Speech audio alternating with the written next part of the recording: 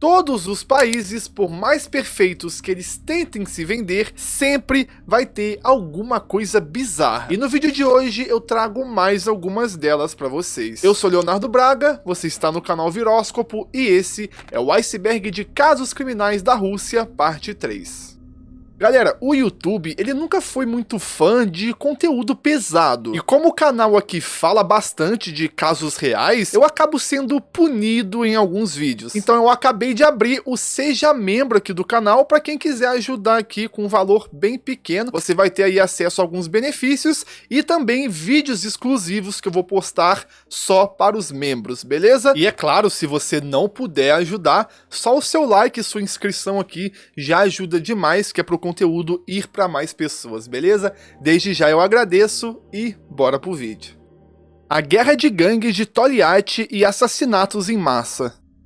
Um jornalista foi executado com 8 tiros na cabeça. Tudo isso porque ele desafiou poderosos, mafiosos e o sistema. Esse caso é maluquice, cara, envolve muita coisa. Guerra de gangue, assassinato de jornalistas, descoberta de corpos, muita coisa, cara, vamos lá. Na noite de 29 de abril de 2002, um jornalista chamado Valery Ivanova, de 32 anos, entra em seu carro. De repente, um assassino se aproxima e ele dispara 8 tiros a queima-roupa na cabeça. Só que não foi um assalto, mas sim uma execução com uma pistola e um silenciador. Esse homem chamado Valery tinha um pequeno jornal e ele era uma das poucas pessoas que ousava investigar a corrupção e a violência da cidade em que morava, chamada Toliati. O seu assassinato revelou uma verdade sombria. A guerra podia até ter diminuído, mas o mal ainda estava no poder.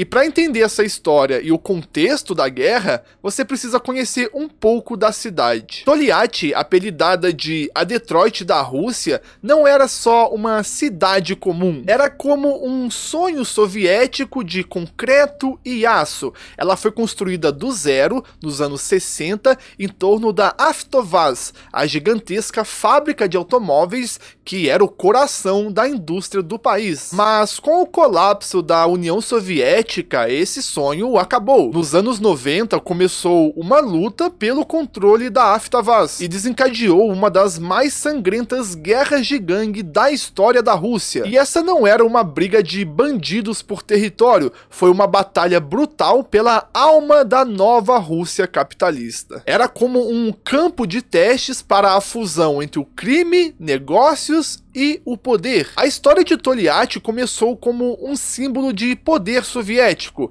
uma cidade artificial erguida para ser morada perfeita dos operários do futuro socialista. Só que esse plano perfeito no papel acabou criando alguns problemas. Por ela ser uma cidade artificial, ela era cheia de jovens que veio de tudo que é lado, sem família por perto, sem aquela amizade de bairro, ninguém ali realmente se conhecia ou tinha raízes ali. E esse vazio naquela época foi o terreno perfeito para o caos. Mesmo antes do fim da União Soviética, Toliati já era famosa pelo vandalismo e pelo roubo de peças e carros dentro da própria fábrica. E quando a União Soviética finalmente desabou em 1991, a situação só piorou. E o crime que já existia virou uma guerra total. Nesse vácuo de poder surgiram os Bratovaz, que basicamente era a Irmandade. E as gangues recrutavam seus soldados entre as pessoas que não estavam contentes com a nova Rússia,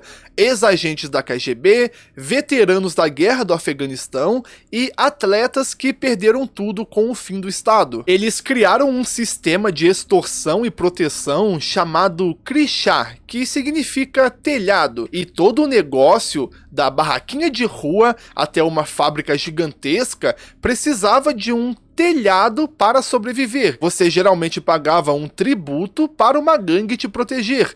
geralmente de outras gangues. E o que tornou a máfia russa tão poderosa foi a sua relação íntima com o poder. A linha entre o crime e o Estado começou aos poucos desaparecer. Políticos usavam os criminosos para conseguir o que queriam e os criminosos recebiam proteção da lei em troca. E as gangues assumiram as funções que o Estado não conseguia mais cumprir, tornando-se um Estado sombra que cobrava os seus próprios impostos através da violência. E o prêmio máximo nessa guerra era a Avtovaz, uma fonte de riqueza praticamente infinita na época. E várias facções lutaram pelo controle da fábrica. O conflito foi dominado por uma aliança principal. De um lado, a força local, a gangue Volgovska, liderada por Dmitry Rusliev, o Dima o Grande. Do outro, com os seus executores contratados, uma das gangues mais cruéis da Rússia,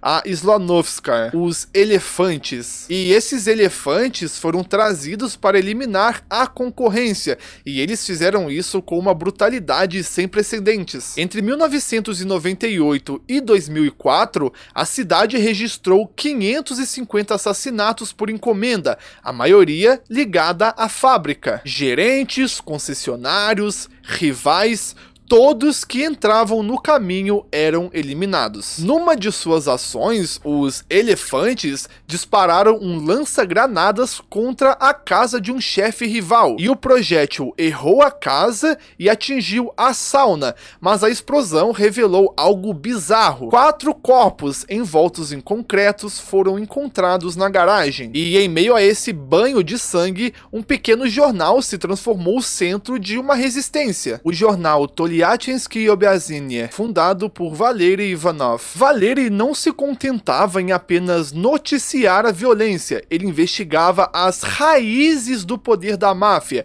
as conexões financeiras, os empresários e os mais perigosos de tudo, os policiais e políticos corruptos. E no momento de sua morte, Valery estava mergulhando numa investigação pesada. Ele estava tentando provar que altos oficiais da polícia tinham roubado a fortuna do chefe da máfia Dima o Grande, que havia sido assassinado anos antes. Ele estava cutucando o sistema, e o sistema reagiu. Após o assassinato de Valery, seu amigo Alexei Sidorov assumiu o jornal, prometendo continuar o trabalho. Numa entrevista ao The New York Times em 2002, ele disse uma frase: "Eles não podem matar a todos nós." E 18 meses depois, ele foi atacado na entrada de seu prédio e esfaqueado até a morte. Em seus braços, ele carregava uma nova leva de documentos para a investigação que pegou do seu amigo. E chegaram até a investigar a morte, mas foi tudo uma farsa. No caso do Valery, a polícia culpou um viciado em drogas,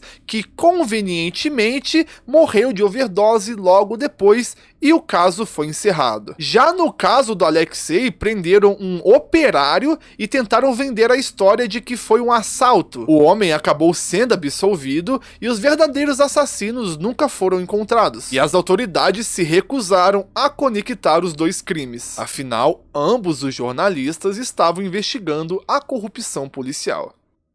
Valery Andreev, o maníaco de Orsk. Esse é um dos maiores serial killers da história da Rússia, podendo ter matado mais de 100 mulheres. Ele chegou a ser capturado, mas um erro bizarro cometido pela polícia fez com que ele sumisse do mapa, virando um dos fugitivos mais procurados do mundo. E como que ele agiu por anos sem que ninguém desconfiasse? Bom, vem comigo que eu te conto. Esse é o caso de Valery Andreev. Ele nasceu em 10 de abril de 1957 e vivia uma vida boa na cidade de Orsk, na Rússia. Ele era um homem de família, casado, com 2 filhos e trabalhava há anos como caminhoneiro. A rotina dele era certinha e o comportamento era exemplar. Os conhecidos diziam que ele era um cara tranquilo, cumpridor da lei, que não bebia e não usava drogas. Ele era como aquele vizinho quieto, o colega de trabalho discreto. Sabe aquele cara tão comum que quase ninguém nota? Esse era o Valéry, segundo seus conhecidos. Só que por baixo dessa capa de normalidade, uma coisa muito sinistra estava acontecendo. Depois que tudo veio à tona, alguns colegas de trabalho contaram para a polícia que lá em 2006 ele começou a mudar. Ficou mais fechado, esquisito e parecia desconfortável perto das pessoas. Ele começou a evitar todo mundo e preferia ficar sozinho nas viagens longas de caminhão. E essa mudança não era à toa. Foi exatamente na mesma época que a polícia acredita que ele começou a matar. O isolamento dele não era só tristeza, era uma estratégia. Se afastando de todo mundo, ele criou um escudo para a sua vida dupla. Assim, o risco de alguém ver um arranhão suspeito, de ele contar uma história mal contada ou de dar qualquer deslize que o entregasse era muito menor. E a profissão dele como caminhoneiro era a peça principal do seu plano doentio. As entradas que ele percorria, como as que ligam Orenburg e Chelyabinsk e Samara a Orenburg, viravam o seu território de caça particular. Essas rodovias, que eram o coração do comércio russo, se transformaram no terror para as mulheres e meninas que viviam nas cidades e vilarejos do caminho. E o jeito que ele agia era de uma frieza bizarra. A profissão dele dava um motivo perfeito para estar em lugares isolados a qualquer hora do dia ou da noite. Ninguém desconfiava de um caminhoneiro sobre isso. Ele era uma figura que estava sempre de passagem, então era fácil se esquecer dele. Ele geralmente usava o seu veículo próprio ou da empresa, um SUV S-Sang-Yong branco. Ele parava e oferecia carona para mulheres jovens que via sozinhas em ponto de ônibus ou na beira de estrada. E ali começava o terror. As vítimas eram sequestradas, violentadas e mortas. E depois ele simplesmente descartava os corpos nas matas fechadas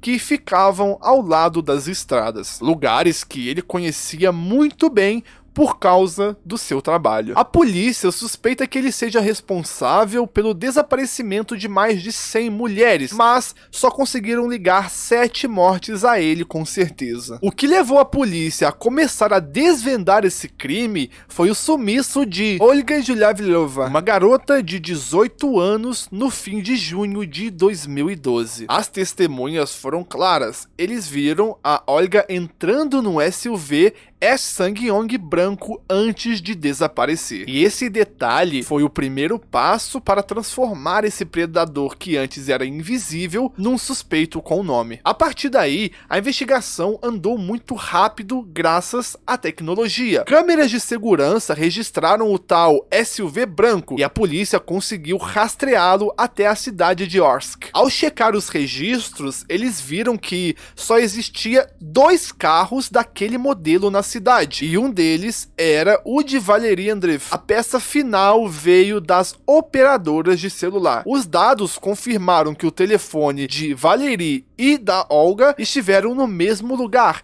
exatamente na hora que ela sumiu. No início de julho de 2012, a polícia não tinha mais dúvidas e eles prenderam o Andreev. E foi nesse momento que aconteceu o erro que mudaria essa história para sempre. Mesmo com todas as suspeitas, Andreev foi liberado. A justificativa? Bom, falta de fundamento para a prisão. Os investigadores, talvez presos na burocracia ou simplesmente por não acreditarem que aquele homem calmo na frente deles era um monstro, cometeram um erro catastrófico. Logo depois que ele saiu, a polícia foi fazer uma busca no carro, na garagem e no caminhão dele. E o que eles acharam foi a prova que faltava: vestígios biológicos, várias manchas de sangue e tesouros das vítimas que ele guardava. Pílulas anticoncepcionais, joias de mulher, roupas íntimas, prendedores de cabelo, enfim, um monte de coisa que confirmava a suspeita do que os colegas já imaginavam há anos. Com essa prova definitiva na mão,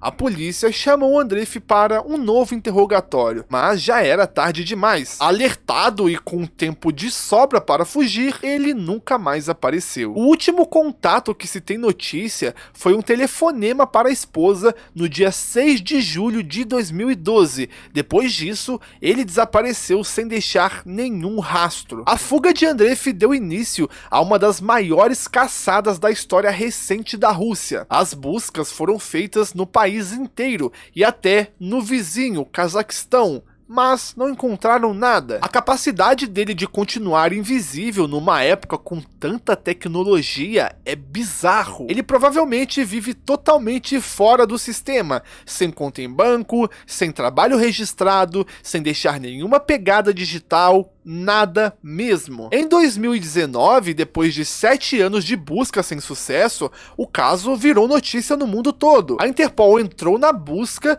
e ele foi colocado no topo da lista de criminosos procurados por crimes contra mulheres. Hoje, ele é considerado um dos 12 bandidos mais perigosos procurados pela Rússia, com uma recompensa de mais de 1,5 milhão de rublos por sua cabeça. De vez em quando aparece alguma pista sobre ele, como quando acharam que o viram perto de Moscou em 2021, mas nunca deu em nada. Cada pista falsa, cada ano que passa, só aumenta o mistério e a frustração. E hoje, mais de uma década depois, a pergunta continua no ar: onde está Valery Andreev?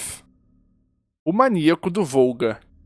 Uma onda de assassinatos de idosas estava acontecendo na Rússia em 2011, e a única sobrevivente dos ataques foi uma mulher cega, o que dificultou muito as investigações, e ele conseguiu se esconder por quase uma década. Mas quem estava fazendo isso e por quê? Bom, vamos para a história. Pensa numa senhora com seus 80 e poucos anos, vivendo sozinha e tranquila no seu apartamento. Um daqueles prédios bem antigos, sabe, da época soviética. De repente, ela escuta uma batida na porta. Quando ela abre, vê um homem, e ele não parece perigoso, meio acabado talvez, mas fala de um jeito educado. E ele sempre dava uma desculpa, falava que ia checar os canos, o gás, ou até mesmo ver alguma coisa da aposentadoria dela. E ela, uma senhora que aprendeu a vida inteira a confiar em quem representa o governo, convida o homem para entrar. A porta se fecha e o que vem depois é a morte. Essa cena horrível se repetiu mais de 30 vezes entre 2011 e 2012, seguindo o curso do rio Volga. A polícia de cidades como Kazan e Samara começou a ligar os pontos de um quebra-cabeça assustador. As vítimas eram sempre as mesmas, mulheres idosas entre 75 e 90 anos que moravam sozinhas. E a forma de matar também era sempre a mesma: estrangulamento. E muitas vezes com coisas da própria casa da vítima, como o cinto de um roupão ou o fio de um ferro de passar. A imprensa apavorada deu um apelido para esse predador, o maníaco do Volga. Mas ninguém sabia realmente quem era essa pessoa, e as pistas não levavam a lugar nenhum. Uma câmera de segurança até pegou uma imagem borrada do suspeito, mas não dava para ver seu rosto. E para piorar ainda mais, a única mulher que sobreviveu aos ataques era cega. Ela podia sentir o terror, mas não podia descrever o homem que a atacou. E por quase 10 anos, o maníaco do Volga foi um fantasma. E mal sabiam eles que esse monstro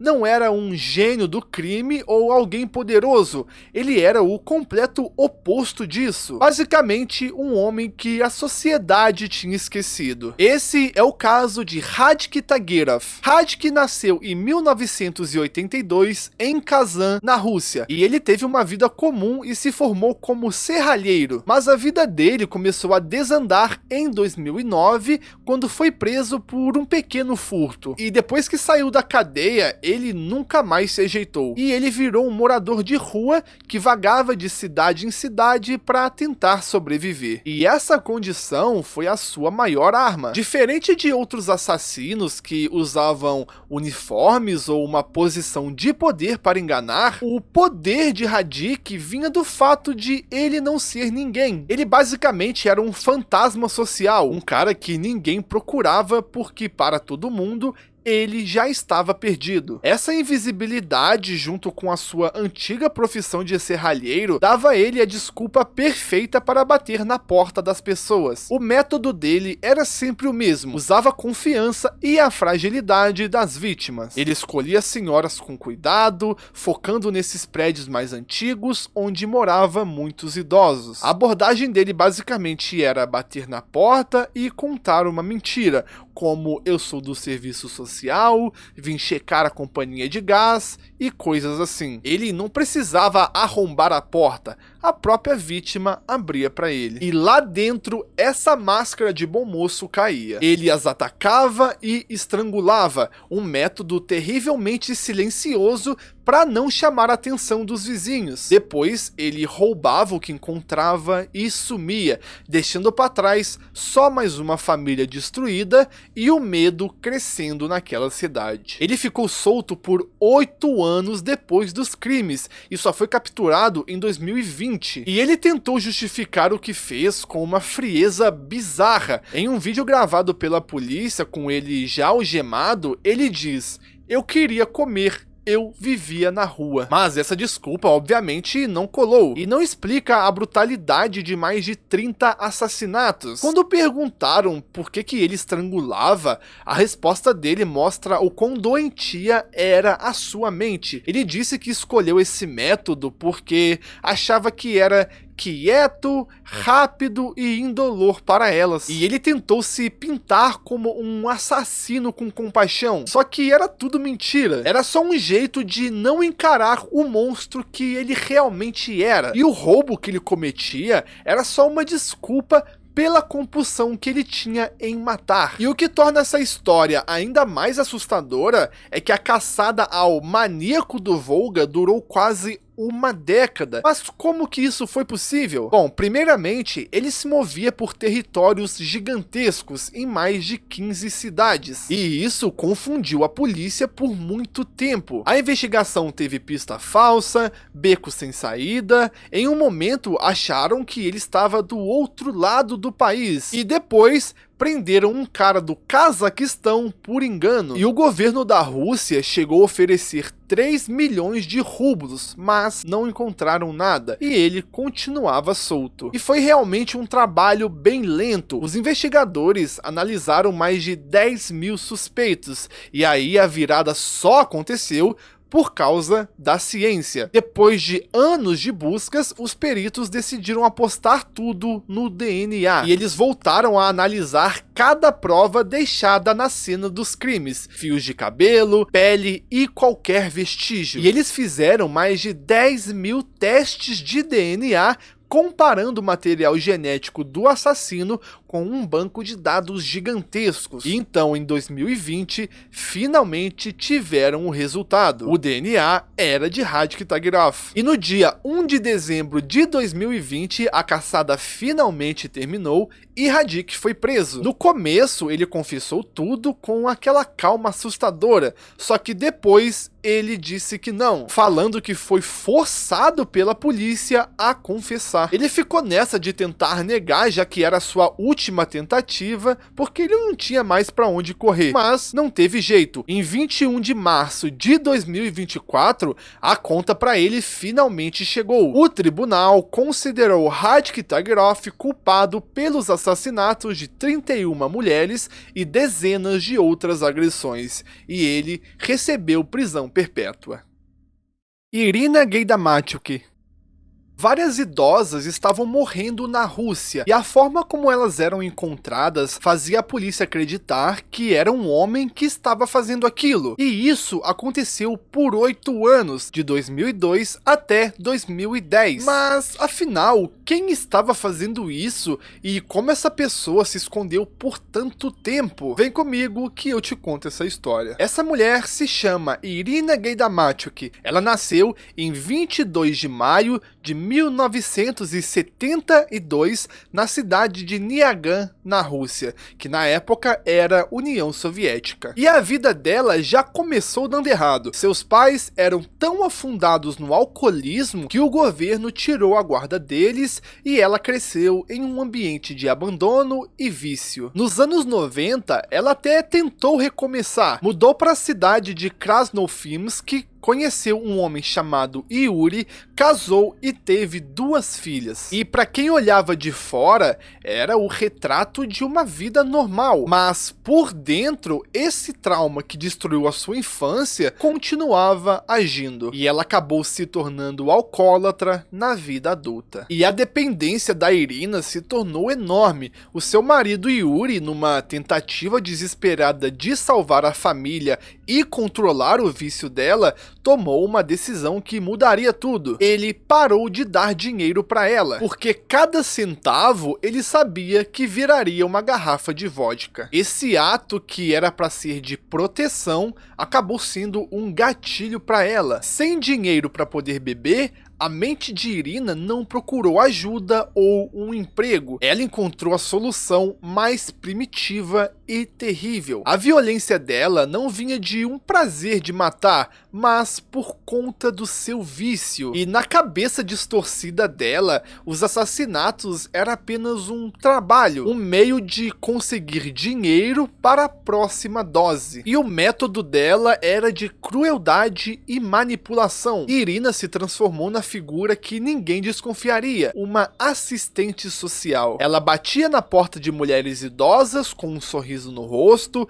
e se apresentava como funcionária do governo que estava ali para ajudar. E para aquelas mulheres muitas vezes solitárias, a visita era um alívio. Mas assim que entrava, a máscara de simpatia caía. A mulher de aparência inofensiva se tornava agressiva. Com uma brutalidade extrema, ela usava um martelo ou machado para atacar suas vítimas, com golpes fatais na cabeça. E depois de matar, vinha o motivo de tudo aquilo. Ela revirava as casas e roubava qualquer trocado que encontrasse. E não eram grandes fortunas, era realmente dinheiro de pinga. 17 vidas foram tiradas por valores irrisórios, o suficiente para alguns dias de bebida. E em vários casos, depois de matar, a Irina ateava fogo no apartamento. Ela tentava destruir qualquer prova e fazer a morte parecer um acidente trágico, causado por um fogão velho ou até mesmo um curto-circuito. Então ela sabia o que estava fazendo